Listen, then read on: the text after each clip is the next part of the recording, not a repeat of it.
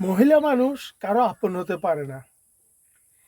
সেই বাজারের পণ্যের মতো, যে বেশি দাম দেয় তার কাছে চলে যায়। আমার কথা বিশ্বাস না হলে একবার দেখুন, এই যে প্রবাসী ভাইয়েরা কত কষ্ট করে তাদের জন্য, এক বেলা ভাত সুন্দর করে খাওয়ানোর জন্য। কিন্তু ভাই যখন প্রবাসে চলে যায়, নারীরা অন্য জায়গায় বিক্রি হয়, হয়তোবা মাস্টারের কাছে, নাইলে কোনো বিএভি লোকের কাছে। তাহলে নারীকে বিশ্বাস করা অনেক মুসিবত।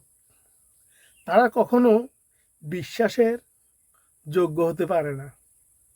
আপনি যতই ভালোবাসেন, যতই আপন করেন, আপনার থেকে একটু ভালোবাসা যদি অন্যদিকে পায়, আপনাকে ছেড়ে দিতে একটু দ্বিধাবোধ করবেন না।